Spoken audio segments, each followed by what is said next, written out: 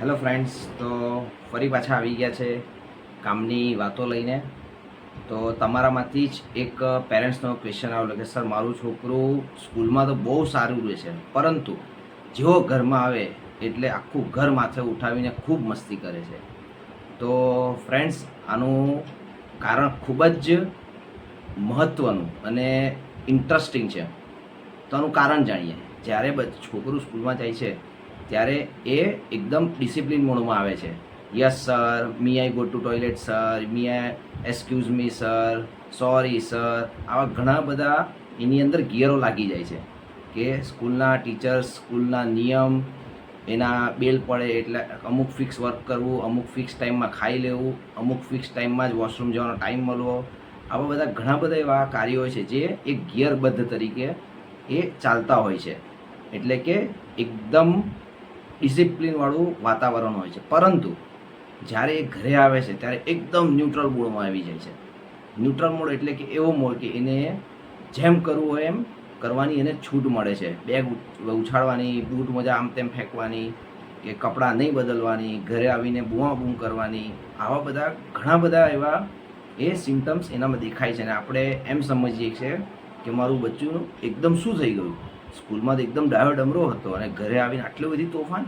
અને ઘણા પેરેન્ટ્સો તો આવી કમ્પ્લેન લઈને સ્કૂલમાં બી જતા હોય છે કે ટીચર્સ, તમે આની પર સ્કૂલમાં તો એવો શું જાદુ કરો છો કે આટલો ડાયો થઈને બેસે છે અને ઘરમાં આવે એટલે એકદમ મસ્તીખોર બની જાય છે. પરંતુ આ જે મસ્તીખોર બને છે ને, એ પોતાની જાતને ઘરમાં સેફ માને છે, એટલે એકદમ મસ્તી કરતો હોય છે. અને જ્યારે સ્કૂલમાં જાય છે ત્યારે સ્કૂલના જે પણ રૂલ્સ રેગ્યુલેશન છે, જે પણ એના નિયમો છે, જે પણ એની બંદીશો છે, બધામાં એ બંધાઈ જાય છે અને પોતાને એકદમ ગિયર મોડમાં નાખી દે છે. તો નેક્સ્ટ ટાઈમ જ્યારે તમારું બાળક ઘરે આવીને આવી મસ્તી કરે તો સમજવાનું કે એકદમ ન્યુટ્રલ મોડમાં છે, ના કે એને ખીજવાવાનું કે તું તો સ્કૂલમાં જ સારો છે, કે તું તો ટ્યુશનમાં જ સારો છે, કે તારે સ્કૂલમાં જે સ્ટ્રિકનેસ એ જ બરાબર છે. આવા શબ્દ કહીને બાળકને ટેન્શનમાં આપી કે બાળક પર એકદમ પ્રેશર ન આપો.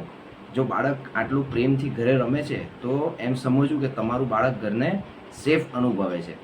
તો આપણે નેક્સ્ટ ટાઈમ જ્યારે તમારું બાળક આમ કરે ને સાહેબ, તો ખુશી મનાવજો કે તમારું બાળક તમારી સાથે સેફ છે અને ઘરના વાતાવરણમાં એ પોતે સેફલી અનુભવે છે. रुको जरा, सबर करो. અને ઘણા પેરેન્ટ્સ એવું કરતા હોય છે, જે તમે પણ કદાચ જોયું હશે, કે એકદમ ન્યુટ્રલાઇઝ થઈ જાય. તારે જે કરવું હોય કર ઘરમાં, કે તું આમ કૂદાકૂદ કર, કે ગમે તેમ કપડાં નાખ. આવું બી ઘણા બધા પેરેન્ટ્સ કહેતા હોય છે કે સર, અમારું બાળક તો ઘરે આવીને આવું પણ કરે છે. હા, આ બધું એક લિમિટ સુધી બરાબર છે, પરંતુ જો બાળક વધારે કરે ત્યારે એની પર એક જાતનો કંટ્રોલ લાવવો ખૂબ જરૂરી છે. કારણ કે પછી ઘણા પેરેન્ટ્સ આવીને પાછા એ પણ કહે છે કે સર, અમારું બાળક તો ઘરે આવીને કાંડા જેવી મસ્તી કરે છે. પણ ત્યાં કંટ્રોલ લાવવો ખૂબ જરૂરી છે, કારણ કે કોઈ પણ વસ્તુ એ હદમાં કરવી એટલે કે એક લિમિટ સુધી સારી છે. જેમ કે આપણે વિચારીએ છીએ એ ઘણું સારું છે, પરંતુ કોઈ પણ વસ્તુ વિશે ખૂબ જ વિચારવું એ એક ડિપ્રેશન તરફનો માર્ગ ખોલી નાખે છે.